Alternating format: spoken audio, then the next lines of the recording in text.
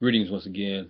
Just like last time, I thought it would be beneficial if I recorded a short video that captures some of the core ideas that aren't necessarily in the text, but I think would be useful in terms of putting the period that we're reading about in context. Also, I wanted to suggest some ideas that I think may be useful in terms of reflecting upon it in a critical way that may help explicate which may help to explain how some of the aspects of this period are significant in terms of us understanding what's happening within education today. I want to start off with a metaphor from a book by a man named Ronald Takaki. It's a book called A Different Mirror. It's a wonderful history of the United States, but what Ronald Takaki does, which may be different from how many of us learned about the history of the United States in elementary and high school, is that Ronald Takaki looks at the history of the United States through the lens of 7 different ethnic groups. Again, the book is called A Different Mirror. And so he looks at the history of the United States through the experiences of Native Americans, African Americans, uh, Irish Americans, Jewish Americans, Japanese Americans, Chinese Americans, and Mexican Americans. It seems like it was more than 7. But anyway, so Takaki looks at the experience, looks at the history of the United States through the specific histories of each of these groups. And what's interesting is that he argues that this idea, and one of the central ideas to the development of the society, was this unfolding narrative of the notion of difference. This unfolding narrative, not just a difference in an arbitrary sense, but difference around this idea of race. And I think we talked about this before, how the concept of race is a social construct. And by that, we're not talking about the phenotypical differences between groups, but rather the meaning that's attributed to those differences. This idea that because someone is a member of a certain racial group, that they have certain inherent qualities, certain innate traits. And so that's this idea of race. And so that idea of race as an arbiter, as a measure of difference, has a long history, of course, in the United States. And Takaki looks at that. One of the things that he talks about in the book is how each group, each of these various groups that I named earlier, were racialized. Again, how they were constructed as a race. And that once they were constructed as a race, it was assumed that the members of each of those groups had certain inherent qualities. The metaphor that he uses is the metaphor of Caliban from the Shakespeare play The Tempest. And it's very interesting because what Takaki argues, he argues that the British took their experience with the Irish and their attempt to racialize the Irish, their attempt to make the Irish into something that was utterly distinct from them, as a means of rationalizing their conquest of Ireland. And they take this metaphor, this idea of the Irish as being wild men, this idea of the Irish being bereft of civilization, and they begin to place that metaphor, impose that metaphor upon other groups that they encounter once they begin to venture out into the world, particularly in the 17th century. And so Native Americans become Caliban, Africans become Caliban. When Jewish immigrants finally start coming to the United States in the 19th century, specifically Russian Jews from Eastern Europe, this idea of Caliban is invoked upon them, and so you have this invocation of this idea of Caliban, this idea of racial difference as this core idea, and it's very interesting the way that Takaki uses this metaphor. Again, he talks about the experiences of all of these groups, and what each of these stories tells us is it tells us how the society struggles around a particular dilemma, that dilemma being how to develop as a multiracial democracy. Again, you have opposite ends of a continuum. On one end, you have this notion of the United States as a democratic society. On the other end of the continuum, you have this idea of the United States as a multiracial society. Bringing these two seemingly disparate, seemingly opposing ideas together has been a long and historic struggle. So what I want to focus on in this particular discussion is mainly of all those groups, and of course this week we're reading generally about 3 groups. So we're reading about the experience of Japanese immigrants in the United States. We're reading about the experience of Mexican Americans in the United States. We're reading about the experiences of Native Americans. And to some extent, because we're looking at Brown versus Board of Education, we're also looking at the experience of African Americans, at least through the lens of this case. However, I want to focus on the experience of a group that's omitted from those readings, which is the experience of Chinese Americans. As I'm sure all of you know, Chinese Americans, or rather Chinese immigrants, began coming to the United States in the mid-19th century to assist in constructing a massive railway network. Rail the construction of the rail network of the railroad networks in the United States was fundamental to this idea of creating the United States. Not just this idea; it wasn't sufficient for disparate parts of the country to be all considered part of the United States, but in any society, you have to have a means of creating a coherent identity, which we talked about before relative to Horace Mann and his work, his vision, for the significance of public schooling. But part of that process is also this idea of transferring resources, moving people, moving information, moving material. And so this idea of integrating the country through this massive transportation network helps, perhaps more than any other single development outside beyond the ideological in the 19th century, at creating, the United States, creating or laying the foundation for the emergence of a modern America. So Chinese immigrants again begin to come in the mid-19th century to assist in constructing this railway network. There were recruiters who would go to China to recruit workers. And generally, the recruiters would tell Chinese workers that if they came to the United States and worked on this rail network, they'd make a lot of money. And so, as far as we can tell, most of the immigrants who came with the intention of working here, making a lot of money, building this railroad network, and going back to China and living a very, very comfortable life. And so most of the workers saw this as a temporary thing. One of the interesting features of this process was that most of the immigrants, the vast majority of the immigrants, were men.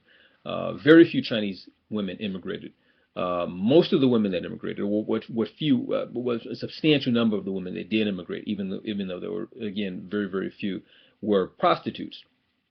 And there were some social pressures, both in the United States as well as in China, that precluded the immigration of Chinese women. Suffice it to say, we're talking about what was largely a population of male workers who saw themselves, for all intents and purposes, as migratory workers crossing an ocean with the goal of going back home, recrossing that ocean. So that's, the circumstances in which they arrived.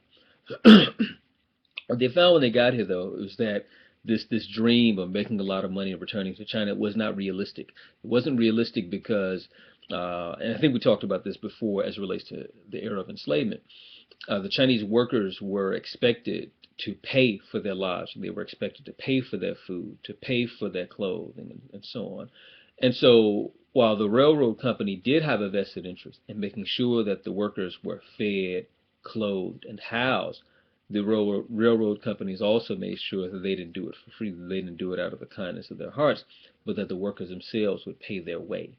The cost of those necessary amenities basically created conditions where most of the Chinese immigrants who came to work on the railroad network didn't have the money to go back to China when it was done.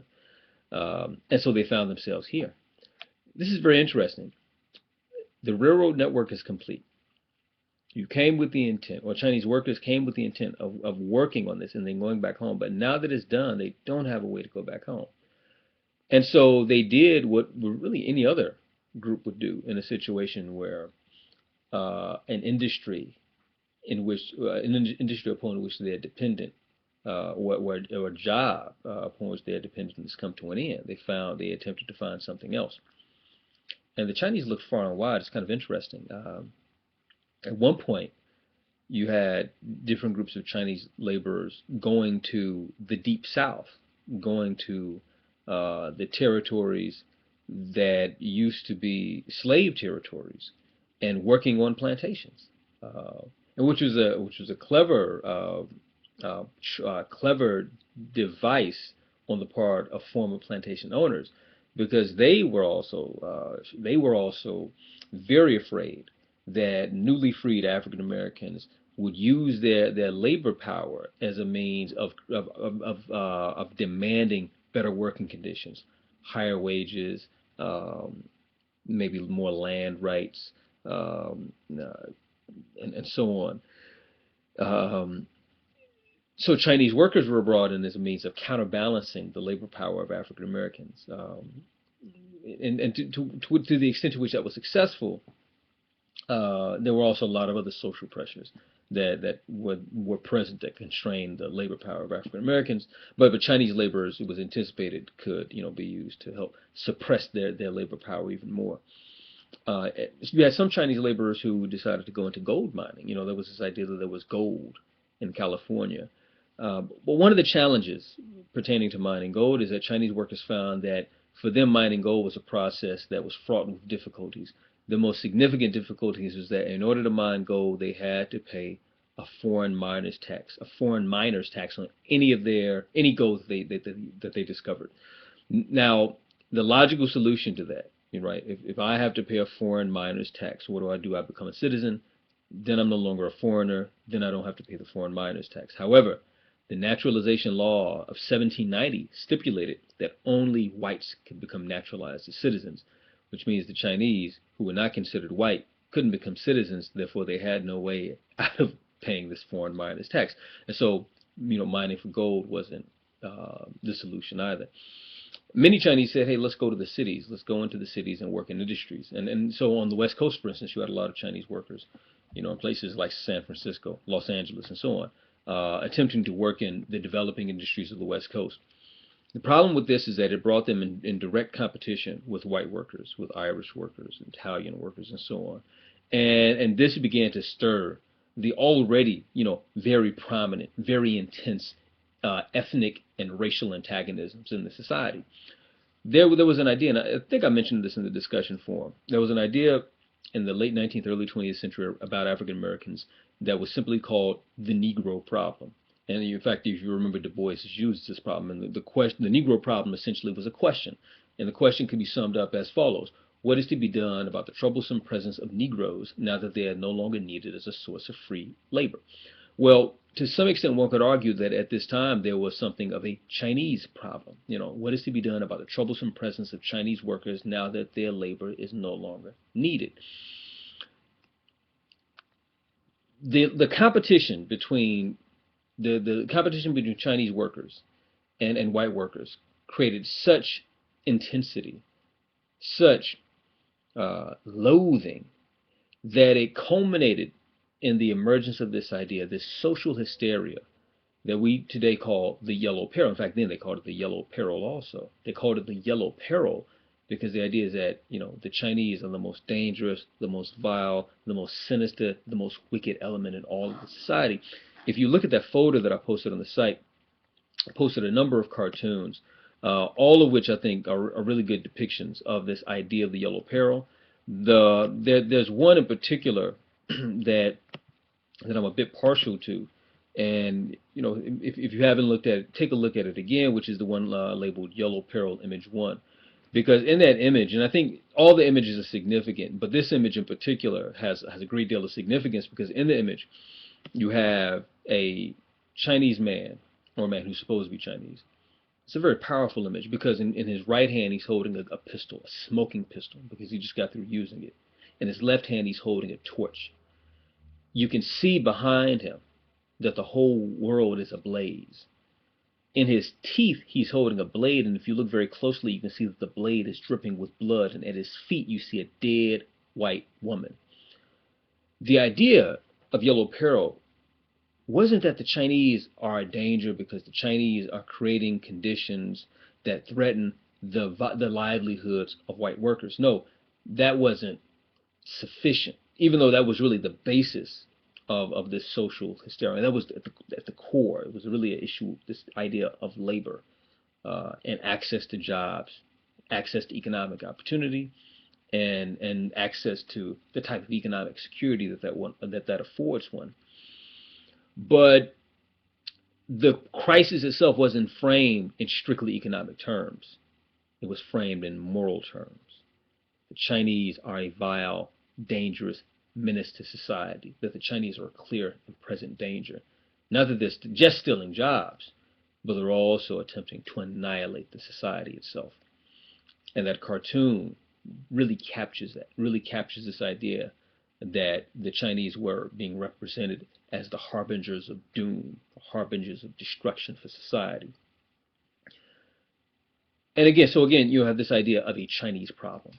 So what is to be done? Well, what was done ultimately was the Chinese Exclusion Act was passed. The Chinese Exclusion Act effectively bars Chinese immigration all the way up until from the late 19th century all the way up until about the middle of the 20th century. So it's rather amazing in terms of the scope of this act. Uh, so that happened that's what's going on the policy level. I should say that while the flames of Yellow Peril are being fanned, they're not just being fanned by unsophisticated, uneducated, racist, white individuals.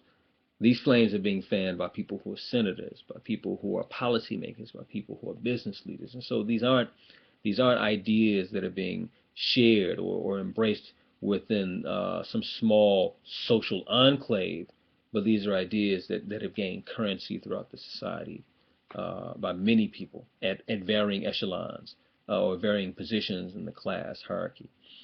So class and also power hierarchy. So this is, so that was the policy response. What the Chinese then do, seeing all these other avenues towards economic viability cut off to them, they began to form their own ethnic enclaves, their own communities, their own Chinese, in this case, Chinese American communities, and they use those communities and as to lay the basis for their own economic self-sufficiency. Eventually, those communities come to be known as Chinatowns, and one of the industries, in fact, that emerges from that period were dry cleaners. You have many Chinese starting not dry cleaners, but cleaning businesses, laundry businesses, dry cleaners, of course, being an outgrowth of that. But you have many Chinese, who are looking for some industry where they could set themselves up that wouldn't bring them into direct competition with white laborers, and so as a byproduct of that, they start laundry businesses. And so that, attempting to identify these economic niches where they could thrive, and creating their own ethnic enclaves for their own both economic and physical security, was the Chinese response to the Yellow Peril, the Chinese American response rather to the Yellow Peril. So that's, how that plays out. But the story doesn't stop there. So everything that I just said, we're going from roughly the 1850s or so till about the first decade or so into the 20th century. This is the thing, though. This idea of Yellow Peril, once it becomes a part of the social imagination, is an idea that can wax and wane. It's an idea that can recede and then rise. And so, as that idea begins to recede with the passage of the Chinese Exclusion Act and the migration of Chinese Americans into their own ethnic enclaves and their own niche industries, the idea fades for a bit. In the 1890s, you get Japanese Americans who began to come to the United States in great numbers. There were a lot of social pressures in Japan that stirred people, that compelled people to immigrate. One of the social pressures, as many of you may know, in the late 19th century, Japan is engaged in a very rapid process of modernization. They're attempting to make themselves the equal of the preeminent Western powers of the day. And they're doing this by taxing the population. I mean, they're levying heavy taxes upon the population.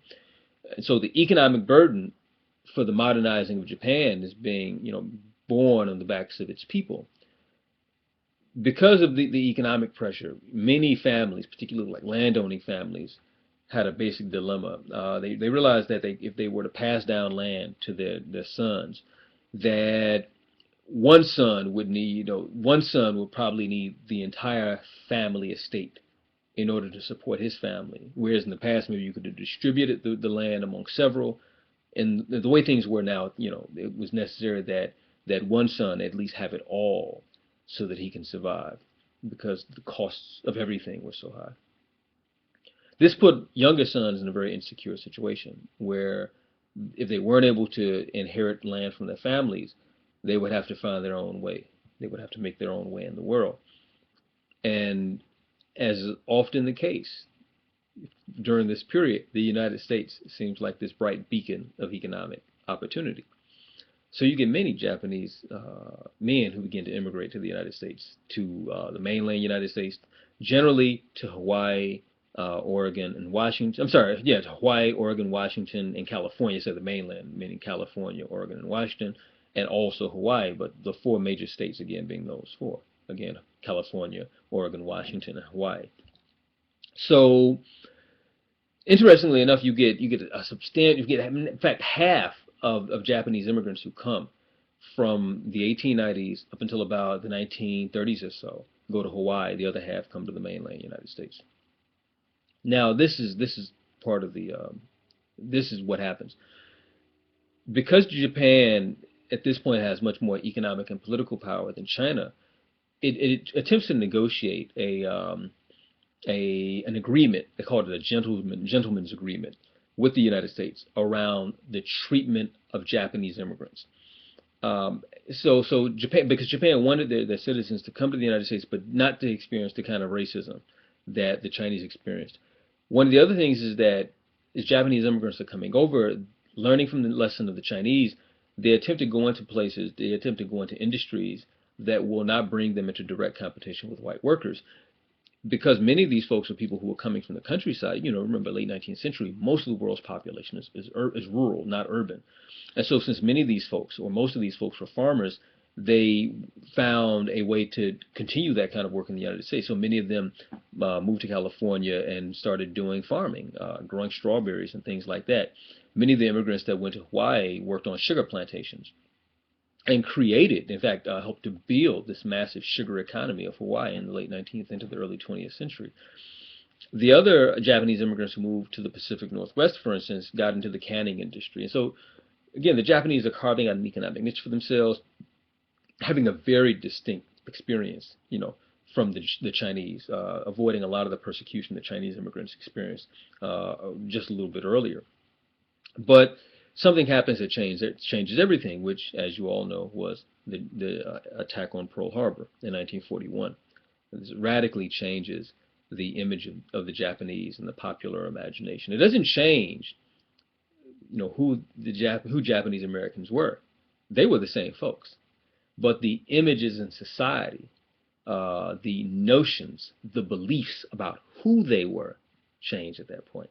And so, just as this idea of Yellow Peril can fade, this idea of Yellow Peril can also return, and it returns in full force in the early 1940s. One of the cartoons that I posted in there, in that folder gallery of the Yellow Peril, which is Yellow Peril Image 6, is a really great image because that image is by the noted children's author Dr. Seuss. And I don't include that to disparage Dr. Seuss, because Dr. Seuss, after that period, notes the error of his ways, which is why you look at some of his works like Norton Hears a Who, for instance, Horton Hears a Who. He had embraced this idea that dialogue and tolerance were core, social values and pertinent and imperative social values. So Dr. Seuss comes to his senses, but during this time, being caught up in the wartime hysteria like so many other people, Dr. Seuss creates political cartoons that portray the Japanese in very stereotypical ways. So that cartoon, again, Yellow Peril Image 6, is called Waiting for the Signal from Home. And it's a very powerful image, right?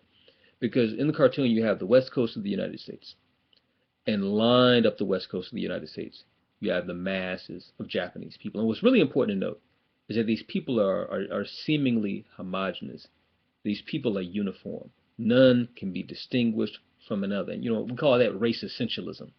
This idea that we take a racial category and everyone who falls within that category is the same. No variation, no nuance, and nothing distinct. Everybody in that racial group have the same basic attributes, beliefs, values, behavior, and so on. All of these Japanese folks are lined up along the West Coast. You notice none of them look sad or melancholy. They actually look happy. And they're going to the TNT depot. They're getting explosives. And you have a man who's perched on top of the depot with the telescope, looking towards Imperial Japan, waiting for the signal so that all these Japanese folks, these hundreds of thousands of people who are gathering these explosives, can, once they receive the signal, start to destroy the United States from within. In military terms, this would be called a fifth column. The fifth column is the domestic element that rises up to aid an invading army. Like if you remember in 2003 when the United States invaded Iraq, the Kurds, who were outliers of Saddam Hussein's government, the Kurds rise up and assist in the destruction of Saddam Hussein's regime. The Kurds in this case were a fifth element. And so the idea was that Japanese Americans, they're not your neighbors, they're not your friends, they're not shopkeepers and members of the community. No, they are a fifth column. They are the agents of Imperial Japan. And so this idea of Yellow Peril, again, faded away with the passage of the Chinese Exclusion Act and the movement of Chinese Americans into their own ethnic enclaves. But with the Japanese attack on Pearl Harbor in 1941, the idea returns with full force. And it's very interesting. You can find there's an issue of Time, and I may have to add this to the site if I can dig it up because I didn't think about this till just now. But there's an image from Time magazine where they attempt to differentiate between Chinese faces and Japanese faces. And it's kind of interesting, the context, because right after the attack on Pearl Harbor, you had mobs of people going out and attacking people who they believed looked Japanese, whatever that means. Well, in this photograph, or this picture rather, in Time magazine, they show a Japanese face and a Chinese face, and they say what the differences are. And it's hard to ponder what the purpose of this differentiation was. Maybe, if you are going to beat up Asian, people who are clearly folks of Asian descent, make sure you get it right, or I'm not sure. But anyway, there was a great deal of hysteria, and there was a great deal of hostility, a great deal of loathing towards Imperial Japan, and by extension, and quite irrationally so, Japanese Americans, under the assumption that they were agents of Imperial Japan living in the United States. And again, so just like at the end of the 19th century, you have a Chinese problem. At this point, in the mid-20th century, you have a Japanese problem. What's the solution to that problem? Mass internment. And it wasn't mass internment of all Japanese. It was mass internment of Japanese Americans who lived on the west coast of the United States. And so if you didn't live in those three states, Oregon, Washington, and California, you weren't interned.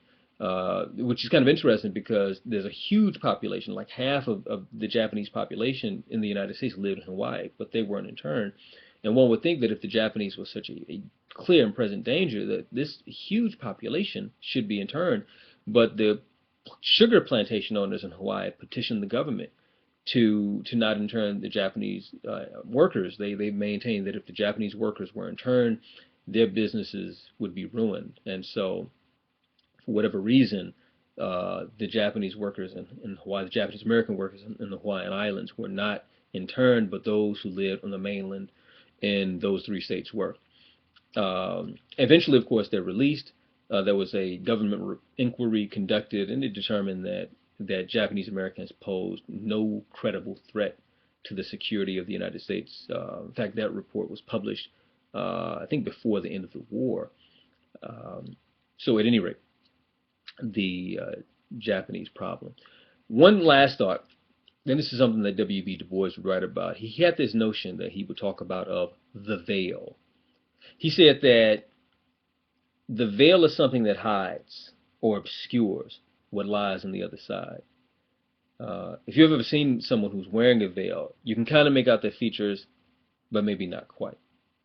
Du Bois says that the veil, in a social sense, is this conceptual veneer.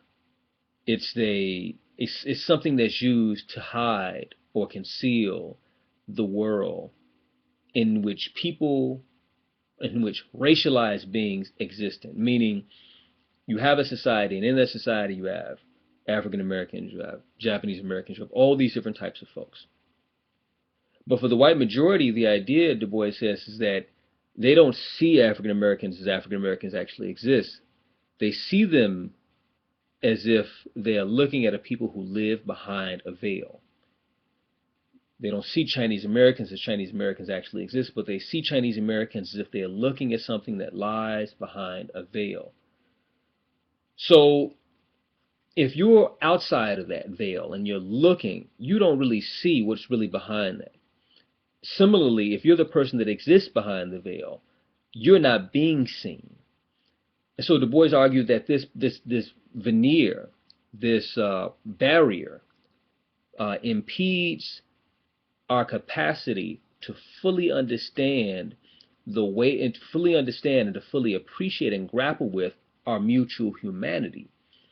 And so in the and what the veil and so what informs in our engagement, our interpretation, our understanding, or rather misunderstandings of our mutual humanity, are these ideologies, particularly the ideology of racism, and how the ideology of racism imposes or necessitates that groups are ranked, that groups can be placed in a hierarchy with certain types of white people up here, and then certain types of white people beneath them, and then certain types of people beneath them, and so on all the way down. And that people are also problematized when they diverge from a particular social ideal or when they somehow threaten the interest of whites in the society. And so Du Bois's point was that, again, that there's this notion of the veil, that people exist within the veil, they exist behind the veil, and that their authentic reality, whatever the reality of a Japanese American family in 1922 living in, Central California, or the reality of a Mexican American family living in Los Angeles in the 1940s, or the reality of African Americans living in Missouri or Kansas in the early 1950s, that lived reality, the actual goings on of their lives could not be perceived fully, Du Bois argues, because of this veil, because of the ideological premises based on racism that would prevent people from being able to see what's really going on. And in the absence of being able to see what's really going on, their imaginations take flight. And so those folk become Caliban, or they become the Yellow Peril, or they become the harbingers of all that is evil or vile, whatever the case may be. And so I think it's an interesting idea to think about, because in all of the text for this week, and as well as in the cartoons, we see clearly a particular set of racist assumptions operating, a particular set of racist assumptions that are operating that impede, again, our ability to fully engage with reality as it actually exists, and again, fully appreciate our mutual humanity, and again, in the period that we're talking about. So I guess the last question, this is a rhetorical question, is that if these racist ideologies can fade away and come back, if the notion of Yellow Peril, for instance, can rise and fall, have we as a society triumphed over that? Have we triumphed over the notion of the Yellow Peril? Have we triumphed over, for that matter, any of the racist ideologies that are so much a part of the history of the United States? So again, hopefully this has been useful in terms of making sense of some of the materials for this week, and I look forward to the video chat on Tuesday and the online discussion in the forums. Thanks.